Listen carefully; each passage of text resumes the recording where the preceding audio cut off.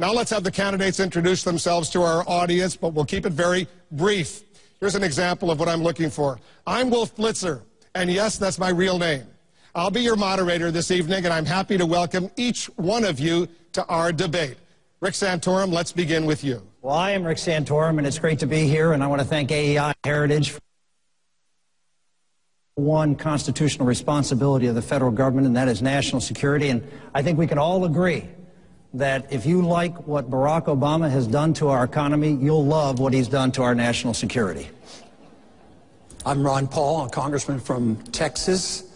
I am pleased to be here at the debate because this is a very important debate, but I am convinced that needless and unnecessary wars are a great detriment. They undermine our prosperity and our liberties, they add to our deficits, and they consume our welfare. We should take a careful look at our foreign policy. I'm Rick Perry, the governor of Texas, and I want to take a moment and introduce to you the beautiful First Lady of the state of Texas, Anita. Thank you for being here with me. 29 years of wedded bliss, and 45 years ago we had our first date. So I'm a blessed man in many ways to represent a great state, and we're here to ask you for your support, your blessings, and your vote. I'm Mitt Romney, and yes, Wolf, that's also my first name. And I'm a husband, a father, a grandfather of 16. I love this country very much. I spent my life in the private sector.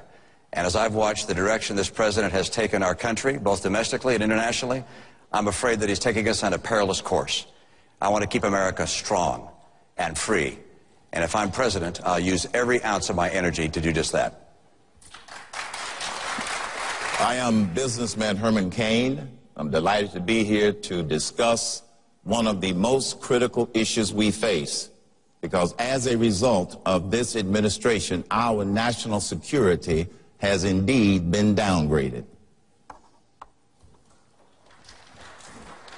I'm Newt Gingrich. My father spent 27 years in the infantry, and as a result of that, in the fall of 1958, I decided that national survival was worth the study of a lifetime. I've worked with both Heritage and the American Enterprise Institute for over 30 years. I can't imagine any two institutions better to partner with CNN on the most important single topic, the survival of the United States.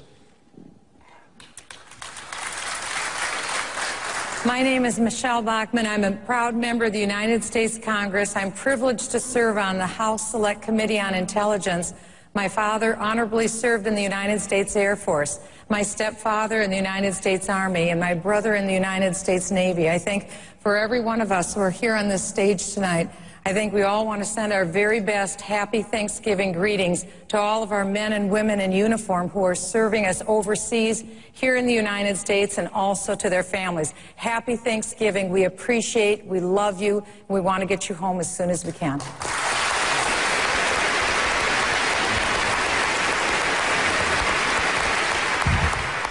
My name is John Huntsman. I believe this week in particular that there is still much to be grateful for in this, the greatest nation that ever was.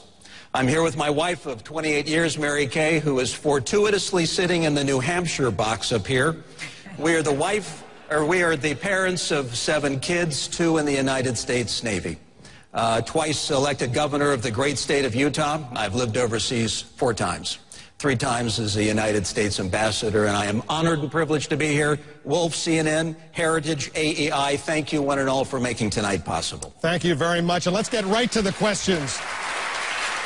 Our leadoff question is from the Honorable Ed Meese, the former Attorney General of the United States, who's representing the Heritage Foundation.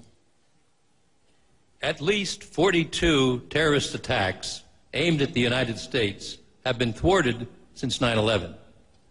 Tools like the Patriot Act have been instrumental in finding and stopping terrorists. Shouldn't we have a long-range extension of the investigative powers contained in that act so that our law enforcement officers can have the tools that they need? Speaker Gingrich, only this weekend there was an alleged terror plot uncovered in New York City. What do you think? Well, I think that Attorney General Meese has raised a key point, and the key distinction for the American people to recognize is the difference between national security requirements and criminal law requirements. I think it's desperately important that we preserve your right to be innocent until proven guilty if it's a matter of criminal law. But if you're trying to find somebody who may have a nuclear weapon that they're trying to bring into an American city, I think you want to use every tool that you can possibly use to gather the intelligence.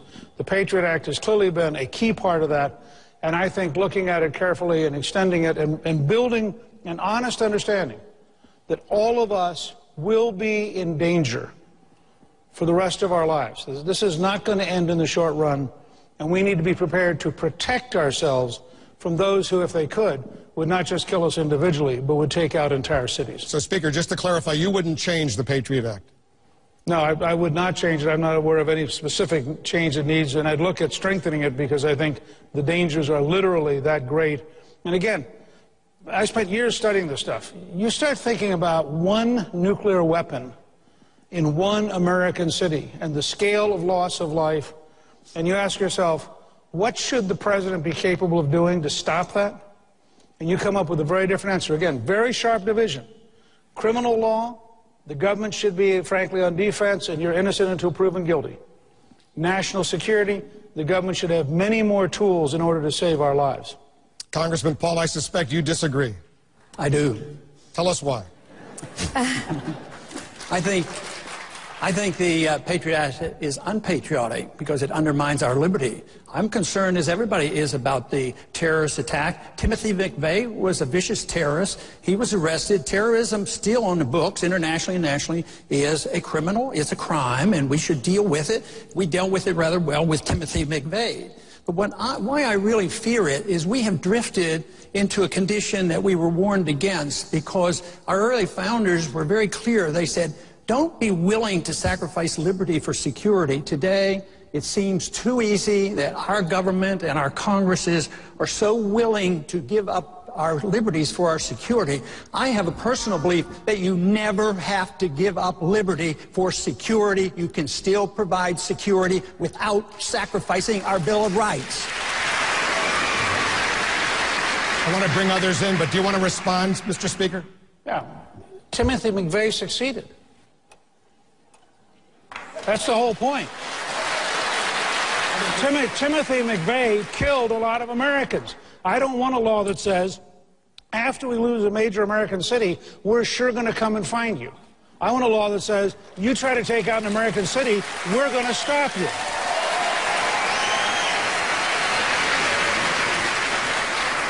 This is like saying that we need a policeman in every house, a camera in every house, because we want to prevent child beating and wife beating. You can prevent crimes by becoming a police state. So if you advocate the police state, yes, you can have safety and security, and you might prevent a crime, but the crime then will be against the American people and against our freedoms, and we will throw out so much of what our revolution was fought for. So don't do it so carelessly. Congresswoman Bachmann, let me bring you into this conversation.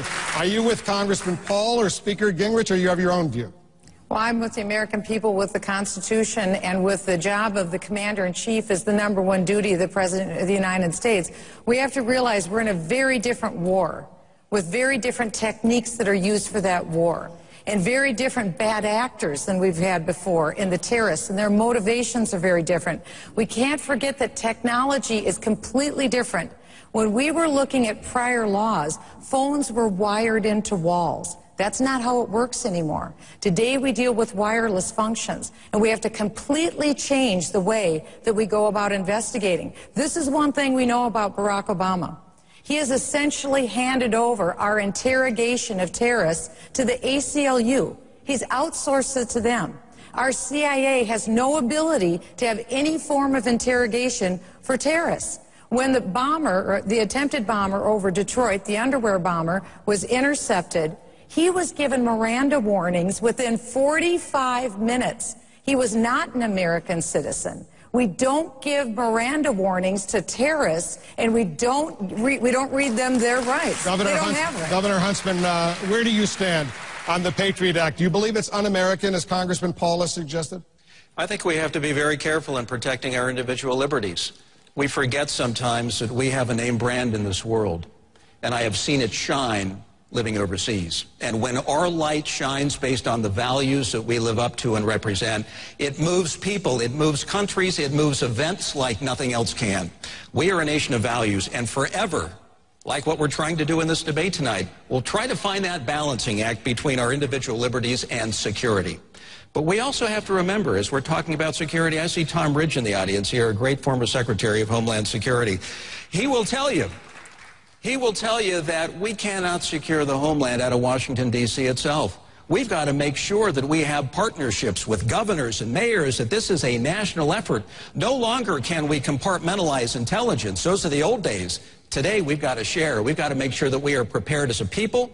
We are prepared not only as a federal government, but we're prepared as well as a local government in a collaborative and sharing kind of relationship. I'm going to give everyone a chance to respond, but let me get this one question from CNN Politics that came to cnnpolitics.com, and then we'll bring in the rest of you. This is the question: TSA pat-downs, violation of civil liberty or a necessity to ensure national security? Governor Romney. Well, we can do a lot better than the TSA system. It's going to get better over time. We can use better technology. We can also identify people who are lower risk and allow them to go through the process more quickly than the current process. But let's come back to the issue that seems to be so confusing here. And that is, Congressman Paul talked about crime. Newt Gingrich was right. There are different categories here. There is crime, and there are rights that are afforded to American citizens under our Constitution and those that are accused of crime. Then there is war, and the tool of war being used today in America and around the world is terror. There's a different body of law that relates to war. And for those that understand the difference between the two, they recognize that we need tools when war is waged domestically to assure that as President of the United States, you can fulfill your first responsibility, which is to protect the life, liberty, and property of American citizens and defend them from foes domestic and foreign. And that means, yes, we'll use the Constitution and criminal law for those people who commit crimes. But those who commit war and attack the United States and pursue treason of various kinds, we will use instead a very different form of law, which is the law afforded to those who are fighting America. Governor Perry, you proposed legislation that would criminalize these TSA pat-downs under circumstances. Explain what you